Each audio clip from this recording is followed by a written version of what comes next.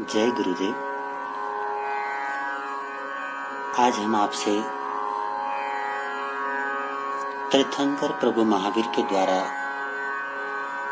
बताई गई जो मूल साधना है, सामायिक साधना, उसके संबंध में कुछ बात करना चाहते हैं। प्रभु महावीर की साधना के जीवन को अगर हम लोग गौर से देखें तो दो बातें बड़ी स्पष्ट समझ में आ जाती हैं। प्रथम तो ये कि उन्होंने अपने मन को, अपने चिंतन को पूरी तरह से स्वतंत्र रखा। स्वतंत्र रखने का मतलब आजाद रखा, एक तो यह अर्थ होता है। दूसरा अर्थ है कि अपने मन पर, अपने चिंतन पर, अपने विचारों पर अपना अनुशासन बनाए रखना। तो पहला काम तो उन्होंने ये किया कि अपने मानसिक या अध्यवसायात्मक जगत पर अपना पूरा का पूरा अनुशासन बना के रखा। और दूसरा काम उन्होंने किया, चाहे जैसे लोग उनके संपर्क में आए, अच्छे भी आए तो बुरे भी आए, किसी ने उनकी प्रशंसा की और किसी ने प्रशंसा नहीं की, अभी तो अभद्र व्यवहार भी किया। ऐसे तमाम लोगों के प्रति उन्होंने कोई प्रतिक्रिया नहीं की। ये दो बातें भगवान महावीर की साधना में प्रमुख रूप से जुड़ी हुई हैं। पहली बात, अपने ऊपर अपना अनुशासन, और दूसरी बात, जैसे भी परिस्थिति मेरे आसपास निर्मित हो जाती है उसके प्रति कोई प्रतिक्रिया ना करना, प्रतिक्रिया मुक्त जीवन जीना। और ऐसा जीवन जी करके उन्होंने जो परिणाम हासिल किया, उसी परिणाम को अपने भक्तों को उपदेश देते हुए उन्होंने सामायिक धर्म के रूप में नाम दिया। या इसे यूं भी कह सकते हैं कि जिस ताकत की बदौलत वो ऐसा कर सके, अपने ऊपर अपना कंट्रोल करना और दूसरों की प्रतिक्रिया न करना, जिस ताकत के बेस पर वो ये काम कर सके, उस अंदरूनी ताकत को भगवान महावीर ने सामायिक का नाम दिया है। ऐसी सामायिक साधना विशुद्ध रूप से मैं कहूं तो ध्यान की उच्चतम श्रेणी का नाम है सामायिक। जब हम मेडिटेशन में प्रवेश करते हैं तब हमें यही सिखाया जाता है कि समता भाव को उपलब्ध करो।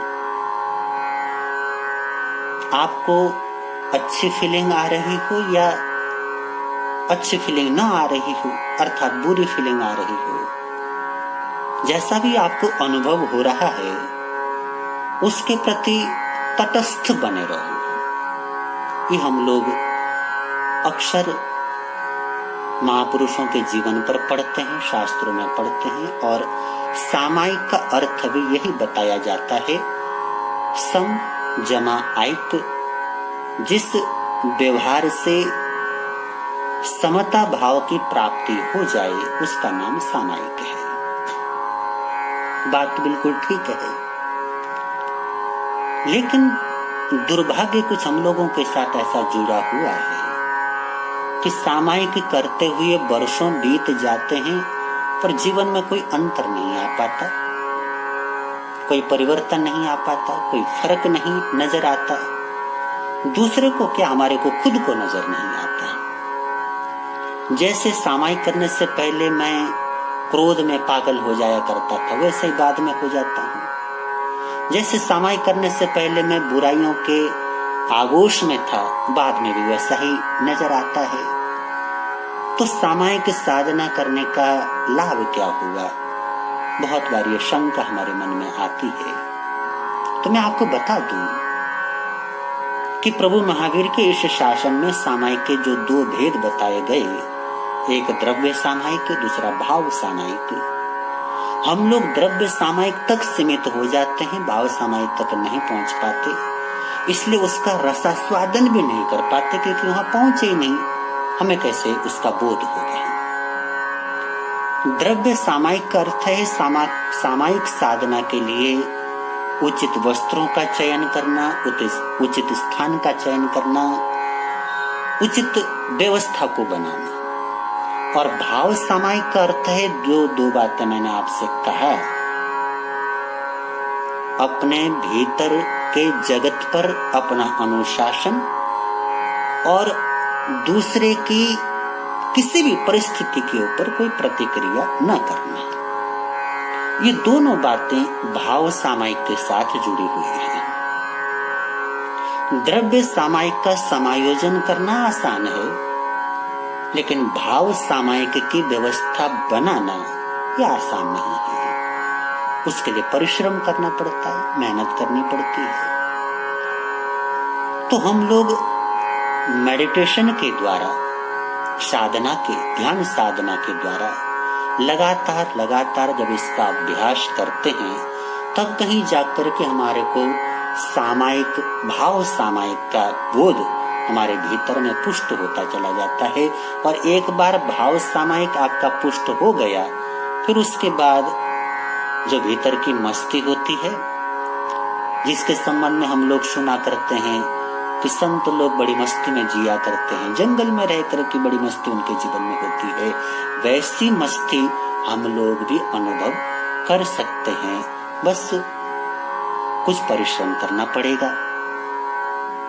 तो चलिए, मेरी ये तमन्ना है कि आने वाले दिनों में मैं लगातार सामायिक साधना के संबंध में कुछ बातें आपसे साझा करूं।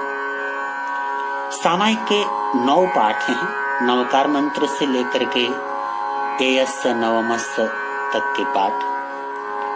हालांकि भिन्न भिन्न परंपराओं में भिन्न भिन्न संख्या भी उपलब्ध होती है। कुछ लोग कम ज्यादा पाठ मानते हैं, किंतु सही ढंग से अगर हम देखें तो ये 9 पाठ सामायिक साधना को पुष्ट करते हैं, संपन्न करते हैं।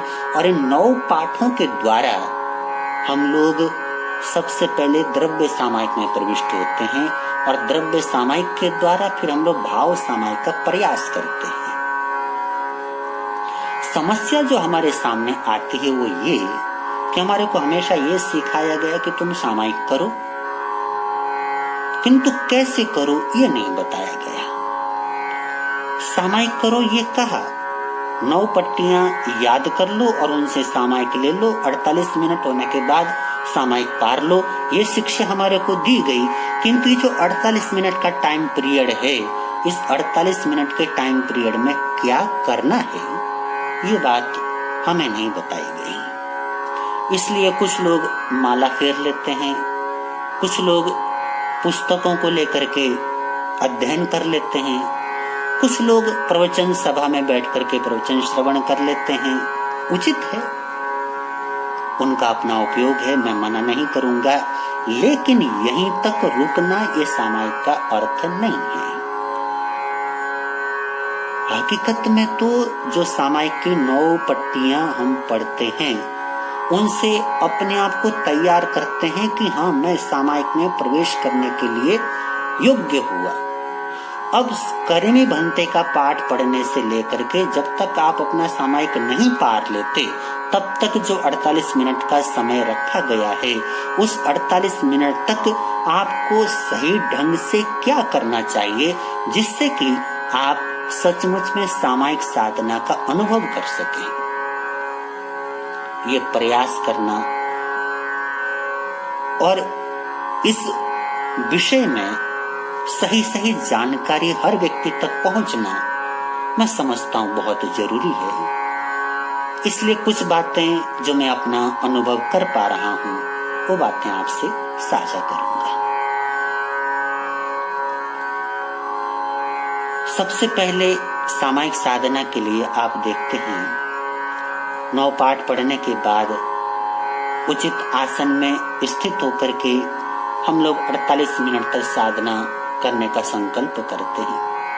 तो इन 48 मिनट तक सबसे पहला जो आपको काम करना है वो काम करना है, आप ऐसे शरीर की स्थिति को चुने जिसको बदलना ना पड़े। अगर आप सुखासन चुन करके बैठते हैं तो प्रयास कीजिए कि 48 मिनट तक मैं आसन नहीं बदलूंगा, बिल्कुल नहीं बदलूंगा। थोड़ा बहुत घुटनों में दर्द होगा, कोई बात नहीं, कमर में दर्द होगा, कोई बात नहीं।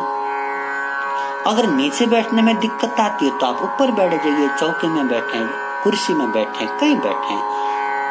बैठने से पहले चयन कर लें कि मैं 48 मिनट तक किस आसन में आराम से बैठ सकता हूँ। जिस आसन में आप 48 मिनट तक बैठ सकते हैं वो आसन चुन लीजिए और चुनने के बाद बिल्कुल बिना शरीर को हिलाए डुलाए 48 मिनट तक के लिए बैठ जाइए।